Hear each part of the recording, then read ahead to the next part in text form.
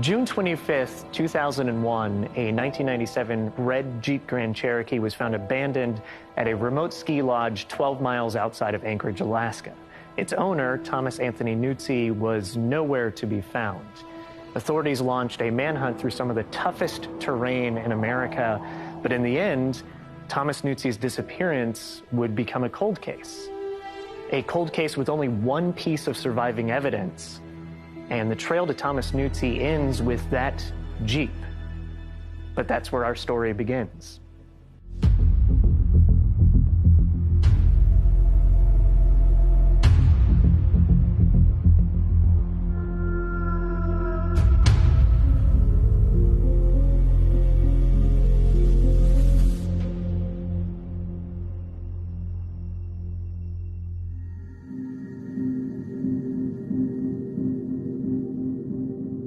So you guys have been on this case for a year now.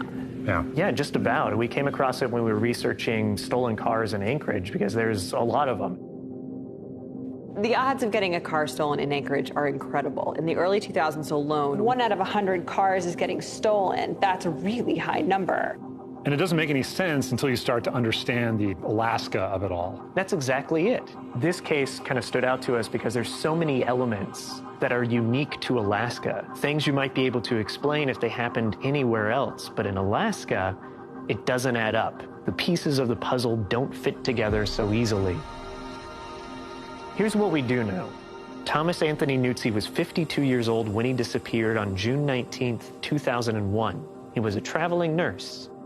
He would have gigs going to remote cities and villages of Alaska, and in between those gigs, he would stay in Anchorage in hotels.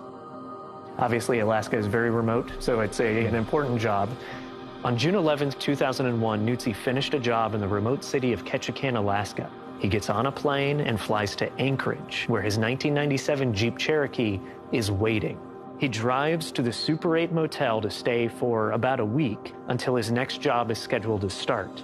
He parks the Jeep outside, and this becomes a major part of the story. After he checks in, 2 people are seen trying to break into his Jeep, a man and a woman. This was seen by a security guard. Now, they weren't able to get into the car, but a few days later, another witness sees 2 people try to break into his car again. The man, because it was a man and woman again, the man actually drives the car away. That same day, some other interesting things happen.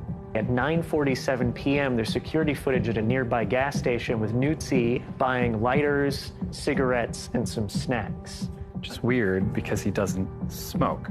That's right. And here's the kicker. He wasn't alone at the gas station. A woman came in with him and, in a twist worthy of Columbo, matches the description of the woman that was seen trying to break into his car, which is rather odd. The next day, the very next day, Nuzzi doesn't show up for work. His employer calls around, tries to find him. No one can get a hold of him. His sister in the lower 48 doesn't know where he is, hasn't heard from him. That same day, a maid at the hotel went into his room and saw a man in there lying on the ground. It was not Nuzzi. She came in later in the day, and that man was sitting up in bed, and she kicked him out. Nuzzi was never seen again. And there really wasn't any momentum in this case at all for a handful of days until his Jeep was found abandoned up at the Arctic Valley Ski Lodge. Right. So we have the Jeep, right? Right, yeah, they found it. It was found by a lady named Amy Katz, who I've spoken to. She was a caretaker up at that ski lodge. Nothing inside was evident of any foul play. Yeah, it was fully police process, the whole CSI experience, and they didn't find anything. Right, and without No blood, no any of that stuff. Right, and without evidence of any foul play, of course, they actually don't put an investigator on the case. Yeah, it sort of begs the question, like, what was it doing up there? So this is why you went up there. Yeah, I wanted to go up there and follow Nuzzi's trail, talk to the last people that saw him. This is a sort of relatively infamous mystery in Alaska. Yeah, and I wanted to get into the car theft angle because it is too much of a coincidence to think that the car theft situation and him disappearing are not intertwined somehow. What It feels like Tim is trying something's to gotta say be. is that he wanted to go on a real stakeout, corner a real criminal with a loaded weapon, and almost get us killed. Did you have the loaded weapon, or did he have the loaded weapon? I'm just saying there was a loaded weapon. I can't completely answer that question.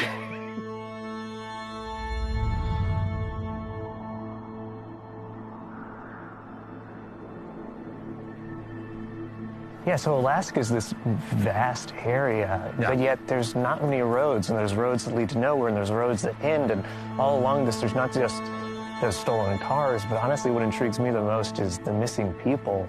And Nutsi's kind of at the top of that, because it's such an intriguing case, and his car is kind of what led to it being realized that he's gone. Hang on. I thought you guys were going to split up. Well, at first we did. Well, it's interesting what you were just saying. I mean, the car kind of led everyone to that story. Yes. So the two parts of the story are sort of the car and him.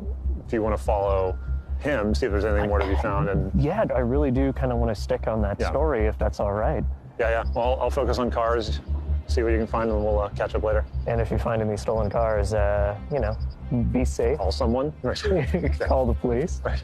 Call an adult. Yeah. So naturally, the first place I went to is the Super 8 Hotel, where Nutsi would stay when he was based in Anchorage. And there was a witness at the hotel. That's right, and her name is Betty Ward. And that's exactly who I was going to see. She actually still works at the hotel, and she may be one of the last people to see Nutsi alive. The Super 8 Motel, it's now La Quinta, but this is where Nutsi was not only staying at the time, but would typically stay when he was based in Anchorage. And the first thing that stood out to me is this is not some secluded, remote road. Like, this is right in the middle of a city, a 4-lane highway out front, a gas station, catty corner. There's just people everywhere, people walking, driving. It is not a place you would suspect salacious activity to happen right on the open, but it goes to show you that a lot of these car crimes really do in Anchorage. And we were there when it was cold and snow, and in June, when Nutsi disappeared, they would not have had that same atmosphere. Betty Ward, who's worked at the hotel for nearly 30 years, said the same thing.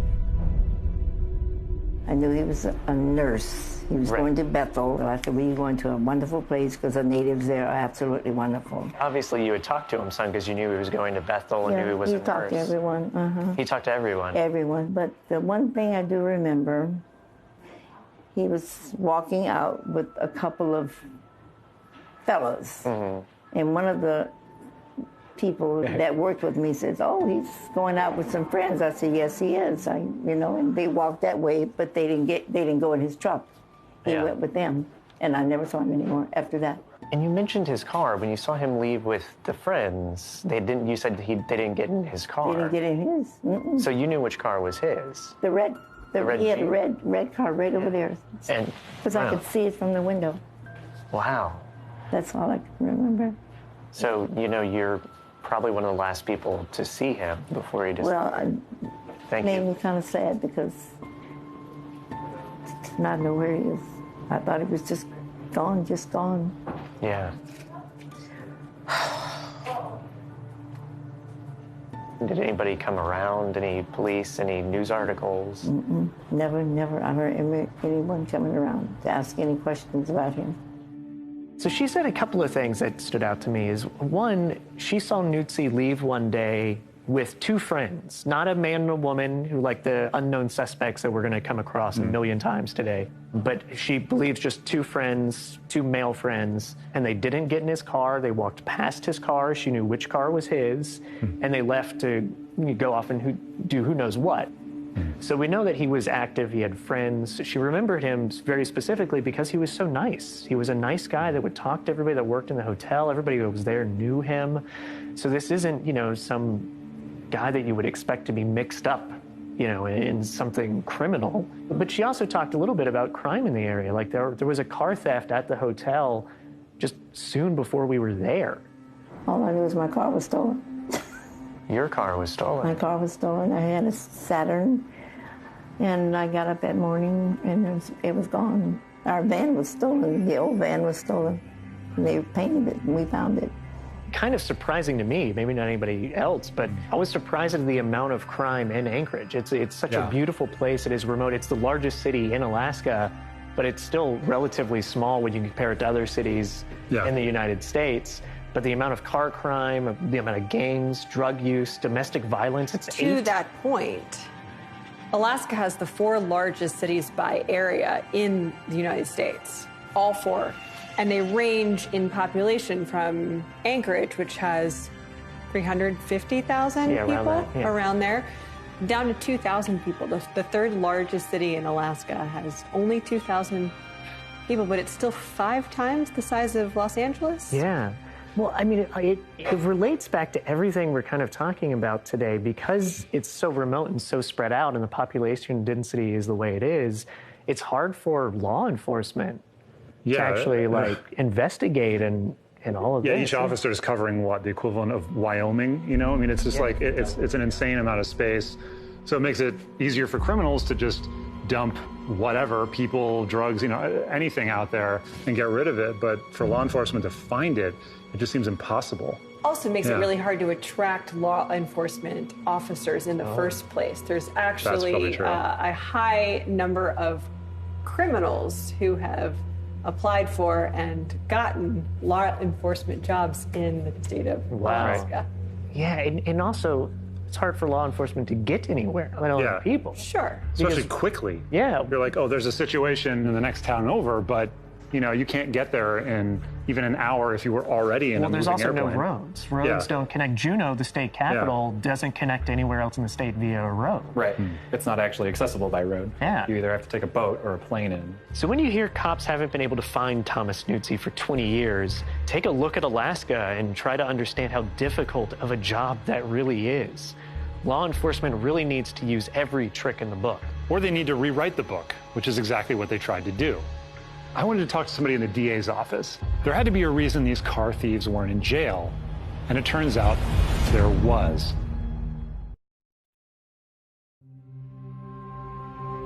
Story, I think, starts about 5 years ago, 4 years ago. We had some criminal justice reform. The legislature introduced a piece of legislation that was called SB91, which was designed to cut down on prison sentences. Certain crimes that were a felony were changed to a misdemeanor, for example, vehicle theft.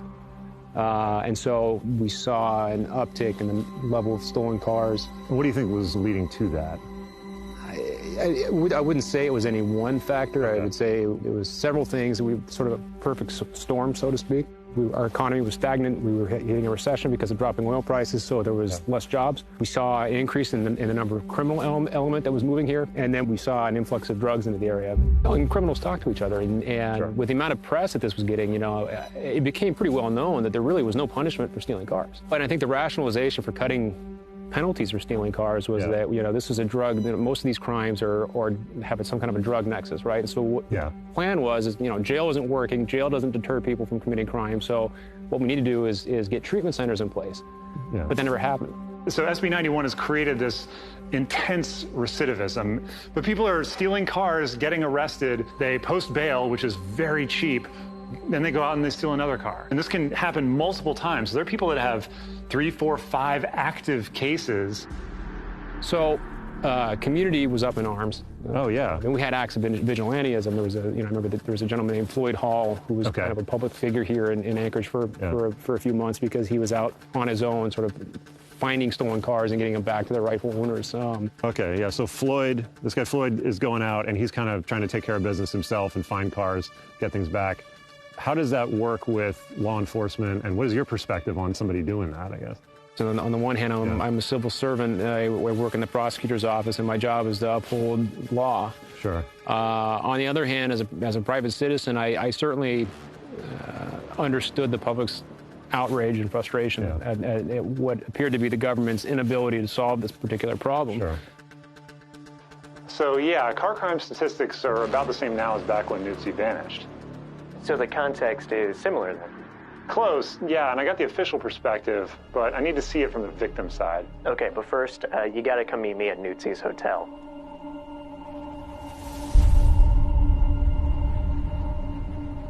This is it. This is the last place that Thomas Nutze's car was seen. Yeah. And so everything in this story revolves around this area. A witness supposedly saw his car getting stolen. Okay. He theoretically was staying here. And the night before he disappeared, he went across the street right there to that gas station, came back to right here. It's literally right there. Yeah. So we decided to head out and see where they found this car. And it was not that close. It was about 12 miles away, I think northeast. And that's 12 miles of Alaska. So it was a little bit of a rough trip at the end. The Jeep was found unlocked near the ski lodge. It was first seen on June 18th, but reported to the police 7 days later, 6 days after Nutzi was reported missing. Now, Amy Katz, who found Thomas Nutzi's Jeep, mentioned that it was just down about 100 yards from the parking lot, which is on a hill. And I mean, it is in the middle of nowhere. It is beautiful, but it is in the middle of nowhere. She said something I had never heard before in any of my research. When she started the job as the caretaker up there, one of the rangers asked her, "Why do you want this job? This is where people come to dump bodies." It obviously is a place that I think is in the zeitgeist of Anchorage. Like, people know about Alpenglow at Arctic Valley, and that's a place that you can go to kind of... it feels like parts of Nevada in a way where you're like, oh, there's just nothing. There could be 1,000 people buried within 100 yards of here, and you'd have no idea. It wasn't just the Jeep, but the things found inside the Jeep. Right. So what specifically was found in the car? We have a list that took us 3 months to get. Inside the car were miscellaneous tools, an empty water bottle, ammo for a .38 special handgun, a brown suede leather gun pouch, which was empty, and it was behind the seat. Now, one of the things that's not mentioned in the police report that Amy Katz found in the car is a rose. In her recollection, she thinks it was on the dashboard, and it was a live, like, not dead, not dried out rose. That's interesting. And did she say there were cigarettes left in the car? No, she didn't. And neither does the police report. So some of the accounts online mention cigarettes being in the car. Right. But there's nothing about that. So nothing really in the police substantiates report. that. Right. But the important thing to note, because there is no evidence of foul play, any of this doesn't point to foul play, but the fact that there's no paperwork, not even the registration, and the ignition key was in the glove box. And that's really odd. Before we went out there, I thought we had a handle on this case, but the more we investigated, the more confusing it became. Nothing's adding up.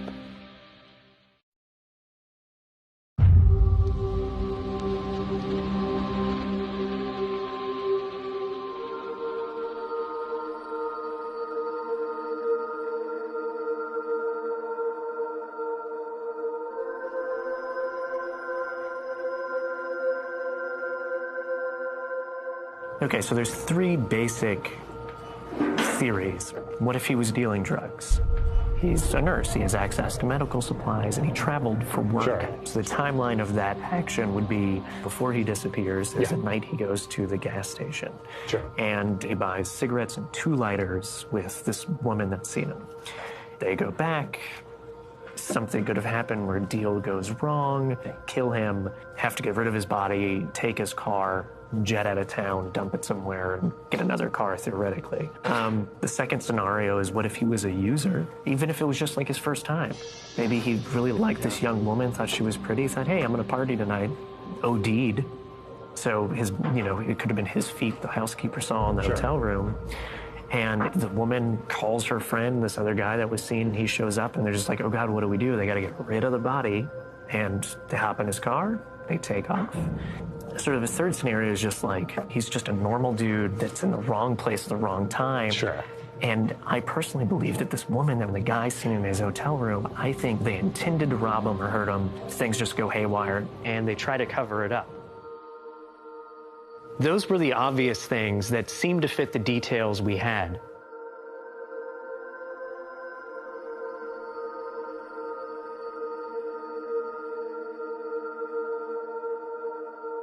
I feel like it's easy to get lost in all the details. I mean, for me, context is key, and I didn't have enough. So your car was stolen from your driveway? Yeah, exactly, right where this car is right now. Okay. Yeah. And so when my son at the time was working for a car dealership in town, and he said, don't go do a police report, get it out on social media right now. Wow. And so that was first? Yeah, I posted on Facebook, and within, I would say, 30 minutes, Floyd called me, and he started hunting for it that day. Okay. So the next morning, Sunday morning, I'm out driving around looking for it, and a couple of the other guys said, hey, we found your car. We're sitting behind it, wow. not probably 2 miles from here. So Floyd feels like something that would probably exist in like the 1870s in like, you know, Tombstone or something. Like it's got a very Wild West feel to it, but he's definitely got this sort of like folk hero status of being somebody that you turn to before the police. He goes, we've already called APD, they're on their way, and one of the guys that was there recognized the girl that had taken my car. She saw him, she panicked. They take off just about the time APD's coming into the parking lot. And because the person was wanted for a much more serious crime, they did the police car smash to stop the car. Okay. And 2 small children were in the back seat. During the chase? During the chase, Oh, yeah. so they were in there when the cops, but they theoretically did not know then? No. Yeah, obviously, because that'd be a And afterwards, situation. when I talked to the 2 officers, they were mortified. One of the most interesting things about car crime in Alaska is how different it is to what we sort of generally perceive of car crime anywhere else. Like in Los Angeles, if somebody stole a car, it's probably to strip it for parts, ship it overseas, that kind of stuff, like to make money. Right. But in Alaska, they're stealing cars to get from A to B, to go and get something to sell, to buy drugs, and they need a place just to stay alive, stay warm, that kind of thing. There are a lot of really practical considerations. Yeah. So what this kind of tells me about Nutsi is that there is a potential for a criminal element related to his Jeep tied to his disappearance. And I think it's important now to bring up Thomas Nutsi's nephew. When he heard that his uncle had disappeared, he came into town to help. And he and Amy Katz, who was the caretaker of the ski lodge, both kind of teamed up to investigate where the police wouldn't. And one of the first things they did was they went to Nutsi's storage locker that he kept in Anchorage. Pay attention here because we're getting close to probably the most important evidence found in this story. Nutsi's nephew and Amy Katz go to the storage facility and they talk to the manager. The manager was able to unlock the locker for them, show them inside, and what they found in there was Nutsi's wallet, his pager, because he was a nurse, and they found a receipt from the gas station, which was catty-corner to his hotel. The receipt was from 9:47 p.m. on the 18th, the night before he didn't show up for work. That's when they go to the gas station and see security footage confirming Nutsi was there with a woman who matches the description of our Jane Doe, the woman that potentially was also breaking into his car twice. So Amy Katz and Nutsi's nephew went to the hotel and talked to the maid. And that's how we learned that the day after Nutsi disappeared, there was another man in Nutsi's room. As a side note, Nutsi had also been seen at a nightclub in an area of town that's considered to be a little more seedy. Now here's the thing, Amy Katz reports the car to the police on June 25th, but it had been up there almost a week. According to Amy, during the day of June 18th, the same day that he was at the gas station, the same day that people also break into his car, now the gas station time doesn't quite line up in my head. But we still have the wallet in the storage unit, which is really, that's where I was going. strange. And if the receipt for 947 ends up in a storage locker later, it's not something that you'd just go walk to from that spot. Oh, right, we visited the storage facility and realized that. Yes, and we also discovered one thing that was missing from the locker that the nephew had noted was that gun, which there was a holster for and bullets in the car. Oh, hey. Yo, anything good in Lockerland? Yeah, I think I actually might be onto something. Oh, good. Me too. Now drop what you're doing and come meet me. Wait, what? Why? Because we're on for tonight with Floyd.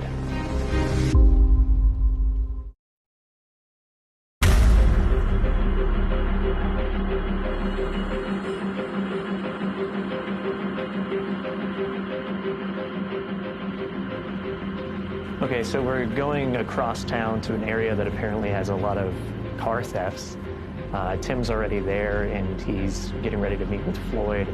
Honestly, I don't know if Floyd's going to add anything to our investigation into Nutsi, but Tim's really excited, and honestly, I'd rather rest up for tomorrow. We're about to ride along with vigilantes in a potentially dangerous situation, and Tim is trying to do donuts in a front-wheel drive minivan.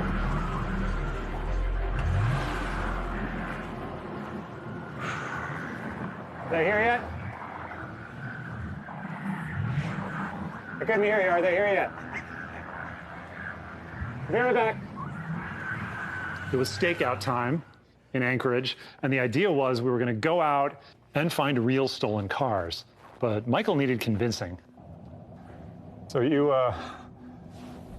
so do you want to come along in this tonight? I feel like this is a unique experience in Alaska car culture. Yeah, I'm tempted. I want to see. It's a good opportunity to see what's going on. So what is Floyd? Yeah, tell me a little bit more about Floyd. So Floyd is in this group. It's called the A-Team, and his main thing is this: going out there. He's looking for stolen cars, things that have been reported, and they hunt him down, and then they assist the police in getting them back. So I think this is a unique experience. This is a actual ride-along with. So they'll. Hey, I think Floyd is here. Okay, so this is him. This is him. Okay. So let's say hi and see what the plan is. Okay, so I'm gonna go because. Yeah, you got to now. You've got to now. Go say hi. Okay. Hey, Floyd, how you doing? So, Michael and I headed out with 2 teams. We split up into 2 cars. I rode with Floyd in his car, and Michael was with his partners, Chad and Candace, in the other. What quickly became obvious is that Floyd just has this encyclopedic knowledge of not only the people who are stealing cars, but cars that are missing. Turn this way. There's a little white Kia that's missing. It just turned that way. Are you serious? So I think it might be like out, like we should do a Spinard. Sounds good to me. So what's the story with? Or are we looking for one thing in particular right now? Or I've got probably 100, 150 cars. Okay, so we're not going to memorize them all. Yeah, there's a couple. The one, the brand new Kia, I think it's a Soul. It was just stolen today. So we're looking for a white Kia Soul. Okay. Well, where do you want to go? Let's hit Midtown. We found multiple stolen cars at this store. So this is a hotbed, huh? I don't even let my mom come to this one. See, they'll come to places like this to steal more stuff. Okay. Like, especially before closing. But they'll park in here and in groups, like 3 or 4 in a car, and get out and go walk through and check door handles. Okay. And then things sort of started to escalate as we kind of honed in on a few things. Yeah, it was honestly like you could not have scripted this better if it was a movie, because it kind of starts off as like, oh, we may find some stolen cars, we may find nothing. Yeah, things got interesting pretty quickly. So there's the other team there. Okay.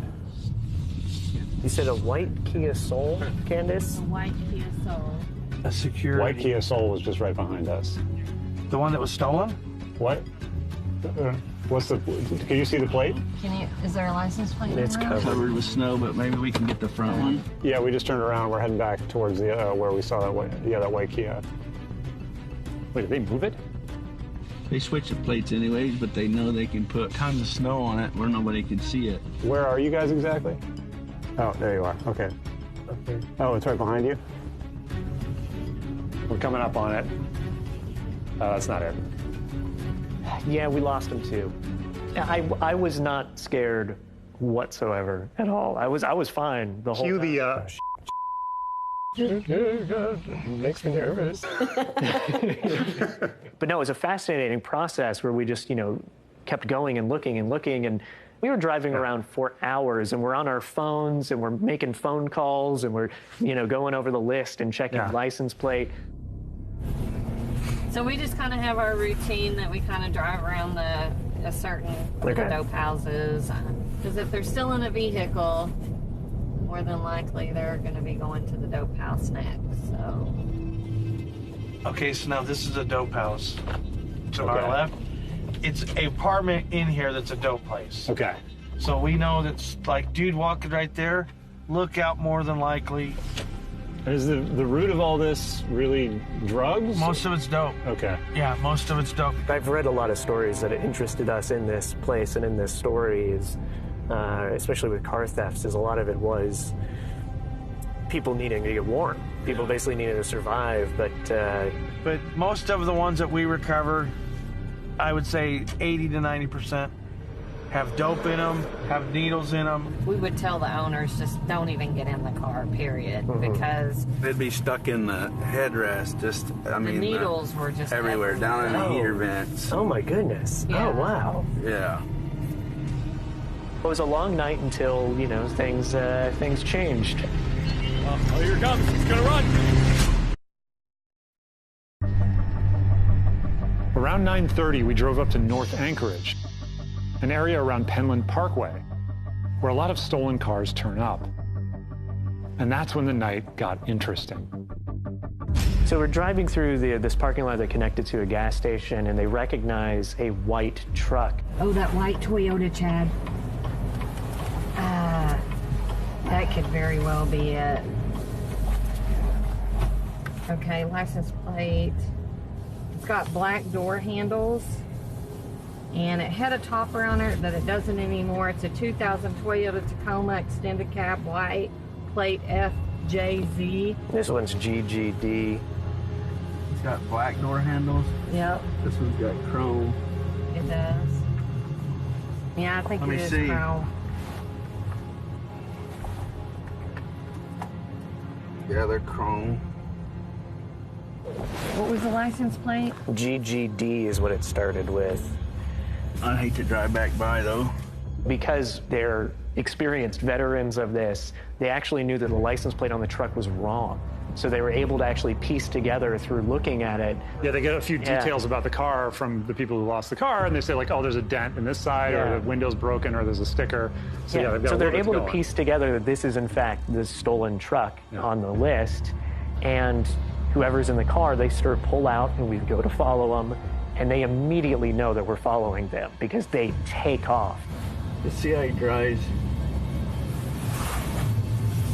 Oh yeah, that's it. I'm gonna call it in. Where did he go? Behind here, 900 mile an hour. Let's not be too obvious, please, just for my wife not trying to. So they're going in They pulled into that hotel.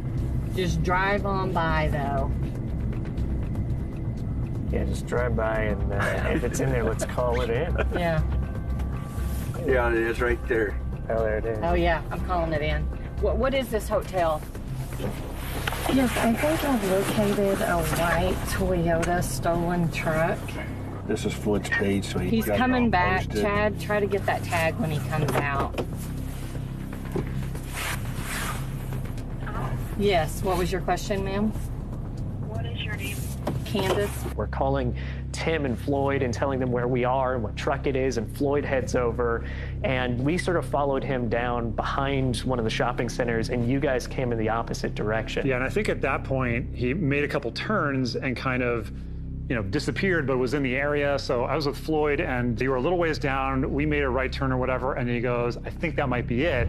And looking across the road and like up a driveway, like backed in, there was a white truck. I got him. He's in the snow pile. So he drives forward, drives up the driveway of where there's really no way out. Was that it? Pull up here with me. You got to block him in. Yeah, you block him in. I'm like, do we want to do that? Yes, apparently we do. So he just drives up and blocks him in, and there are two people in the car. I think it was a man driving and a woman with him. And then they start just kind of like pushing forward and like edging into like they're going to run into us. And then Floyd starts like, Do you know what the plate goes to? He's trying to go. So he backs up, and the guy just like kind of drives over the curb a bit and just tears off. So at that point we go, I think this might be a stolen car. This might be our guy. So they turn around and they're sort of go through a parking lot, and you guys are going another way, and we wind around, and then eventually our car and this guy are like going kind of opposite directions in a parking lot, almost like Top Gun it. We go right by each other, at which point he doesn't say hello. Yeah, he's talking to me. The guy is? Uh-huh. Wrong truck. He's saying wrong truck, mother. And just rips off away, and then they kind of disappeared into the night. What's really interesting, or I should say, what's really fun for me and fun for my wife and family at home, is that Floyd knew who the guy was. Yeah, he knows exactly who that was. And this gentleman had pulled a gun on Floyd in the past. Because one thing that Floyd does do as a matter of his normal sort of doing business is if he finds a car that he knows is stolen, he'll just pull up behind it, get out of the car, take a knife and just go bam and just pop the tire. And then just get back in his car and just wait. And even if somebody's in the car, he's the real deal. He's really effective. And you can see why people in Anchorage are calling Floyd Hall instead of the APD. Now, keep in mind, we did what Floyd and his team does. We called the cops. That's the first thing we did. They wouldn't do anything. Literally wouldn't do anything. And again, I don't think this is not a besmirching of the Anchorage Police Department. This is just, it's a lack of resources. They can't go after every stolen car like that. And that's one of the reasons you've got citizens like Floyd out there taking matters into their own hands. So what does this tell us about Thomas Anthony Nuzzi? It tells us his disappearance has to be more complicated than a simple car theft. His disappearance doesn't fit the profile of car theft in Alaska. And car thieves up here aren't killing people. I mean, they don't need to. They also don't ditch stolen cars 13 miles away up a mountain. It just doesn't make sense. Right. I mean, car theft is so common that the two people break into Nuzzi's Jeep the day he disappeared could just be a coincidence. Okay, at this point, I feel like we have so many more questions than answers. So can we take stock of what we don't know? Like, who are these people? We keep hearing about two people breaking into his car, other people in his hotel room, and the police never identified them. Does he know them? Did they kill him? Did they not? Did they have anything to do with his disappearance? How'd the wallet end up in the storage locker? Where's the gun? Or was it given? Yeah, where's the gun? Where's the gun? Yeah, why buy cigarettes and lighters when you're not a smoker? When was the car stolen, or when was it taken? During the day, found during the day on the 18th. Yeah. Was she right about that date? Yeah, was she just confused Witnesses about... misremember all the time. Absolutely. Who's the rose for? Who was the rose for? for? Her? Was it for him? Was it for, I mean, who was, what was... We have to do a lot of assuming in this case, which is sad, but honestly, I believe without a doubt, Thomas Nuzzi either had a relationship or wanted a relationship with our Jane Doe, our unidentified woman. I can't prove it, but I think I know what happened. We have to do a lot of assuming in this case, which is sad, but honestly, I believe without a doubt, Thomas Nuzzi either had a relationship or wanted a relationship with our Jane Doe, our unidentified woman. Nuzzi comes back to Anchorage after working in Ketchikan on June 11th. He checks into the hotel. We know he went to the nightclub because Amy Katz and his nephew were able to trace his steps. The woman he likes is at the club. Maybe they've talked before. He asks her to come back to the room, and she sees an opportunity. She enlists her boyfriend or something like that to be like, all right, this guy's a mark. We're doing this. So they try to break into his car. They are unsuccessful on that first attempt. The girl stays with Nuzzi until the night of the 18th when he buys her, cigarettes and smokes and snacks at the gas station. And that night, the boyfriend shows up. This is it. This is when we're doing it. And they rob him. They take cash from his wallet. They take his gun. They take his car. And something goes wrong. A petty crime turns into a murder, and they have to get rid of the body. And they actually go to his storage facility, and they put his wallet in there, his pager, try to basically cover all of their tracks. Now, as I say that out loud, I'm actually liking this theory less, but the one thing I'm still, hanging on to, though, is I do just the Rose buying things for this girl, I do sense that attraction to her that I think was part of the story. I don't know that I'm going to pivot to my own argument, but how the hell did they know about the storage locker? Why would you put all the stuff in a storage locker? If you're trying to disappear it. Yeah. If you were going to do that, throw it out a window. Literally anywhere else in Alaska, and it was gone. They put it in one place where somebody looking connected to that specific person. Not to gang up on you. This is the odd things that this is why this story is intriguing, is because as soon as you think you have an answer, something else doesn't line up. Don't try to cut our legs up before we get them. So you're going to fail too. No. So what do you think? I think it's just a product of our sort of cumulative imaginations kind of running wild, filling in gaps. I just don't think that anything criminal actually happened to Thomas Nuzzi. All the events that you described already played out. He went to the store, he was with this woman. There were a series of events that are all in some way a little bit interesting, but when you put them all together, you don't really get to anything substantive. He's gone. Did he want to be gone? Did he just disperse his things and maybe the night before he left, he met some woman at the Black Angus and they hung out for a couple days or whatever, and then he just kind of disappeared because he wanted to. What I keep coming back to is the Jeep was clean. Like it's not there was like a drop of blood or anything that pointed to anything happening at all. So let me just put a hypothetical for you. Okay. You're being hired to write the next thriller based on Thomas Nuzzi Jr.'s story, and you have to fill in the holes, but something had to happen. That's interesting because I feel like you're in some ways kind of proving my point by saying if you think about it in a way that is very sensationalized and dramatic, you start coming up with a story. But if you don't, it just feels like one of those people who went off the grid and maybe wanted to. It's possible. The other thing, though, is like he was not displaying signs of depression, not displaying, because you usually can tell to some degree if someone is premeditated walking away from life. The gun is just a thing I can't really get past. It's missing from the storage locker and it's missing from the car. And the car is brought somewhere else, but it's got the holster and it's got ammo that is specific in the police report saying there are rounds missing. Okay, fine. So if nothing is no good, or my version of nothing, then what did happen? What I really think happened is that he tried to help these guys out, and eventually they wanted to take advantage of him. He started to sense that something was wrong, and then he goes to get his gun to defend himself. Something goes horribly awry, and then they have to ditch his stuff and him. That story to me doesn't really answer the wallet, pager. Unless he basically said, I'm going to drop the stuff here. If you're going to go get a gun, you know you're walking into danger. I don't know what happened to Thomas Nuzzi, but I think it has everything to do with that gun. I agree. I think we should consider the option that Thomas Nuzzi took his own life.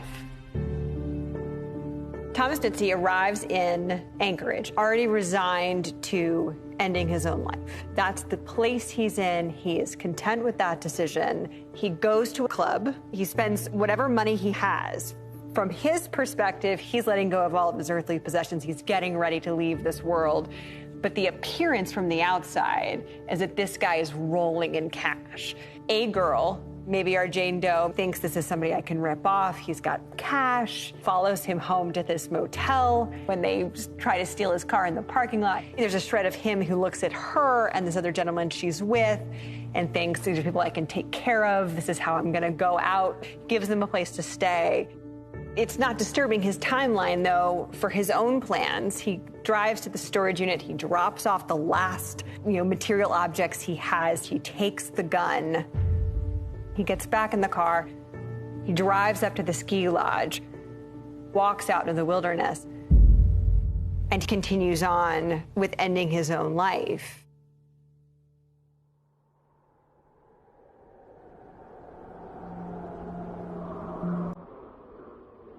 I saw a red Jeep.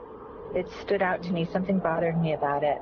So I called the police, and they told me that it belonged to a missing person.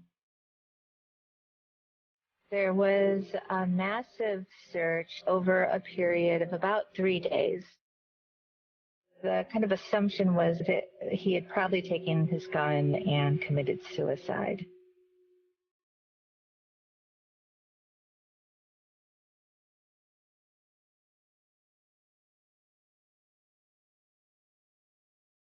Maybe this is just a fantasy, but I can imagine that he's still alive and he allowed himself to disappear and not be found again.